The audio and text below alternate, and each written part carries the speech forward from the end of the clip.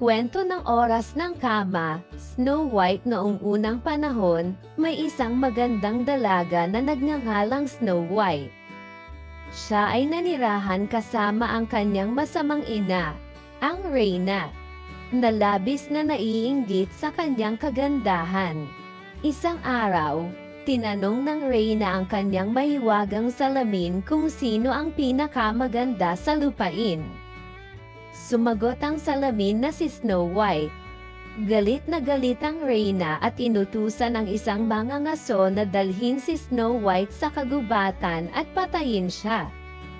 Naawa ang huntsman kay Snow White at binitawan siya.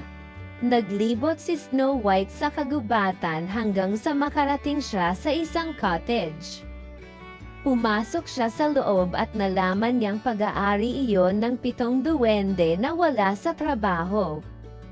Nilinis ni Snow White ang cottage at nagluto ng pagkain para sa mga duwende. Pag-uwi nila, nagulat sila nang makita siya. Inanyayahan siya nitong manatili sa kanila at pumayag naman siya. Samantala, ang Reyna ay nagbalat kayo bilang isang matandang babae at pumunta sa cottage.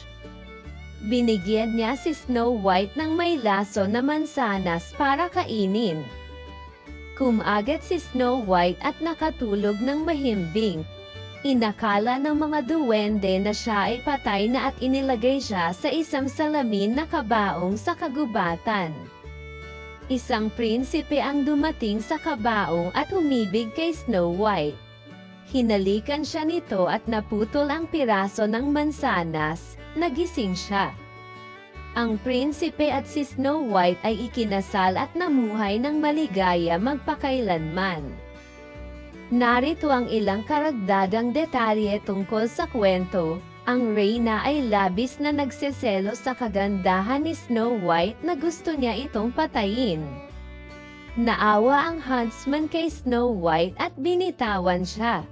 Natagpuan ni Snow White ang isang cottage sa kagubatan na pag-aari ng 7 dwarf. Nagbalat kayo ang Reyna bilang matandang babae at binigyan si Snow White ng isang mansanas na may lason. Nakatulog ng mahimbing si Snow White at naisip na patay na. Isang prinsipe ang lumapit kay Snow White at hinalikan siya. Sinira ang spell. Ang prinsipe at si Snow White ay ikinasal at namuhay ng maligaya magpakailanman. Ang kwento ni Snow White ay isang klasikong fairy tale na ikinuwento at ikinuwento muli sa mga henerasyon. Ito ay isang kwento tungkol sa pag-ibig, kagandahan, at ang kapangyarihan ng kabutihan upang mapagtagumpayan ang kasamaan.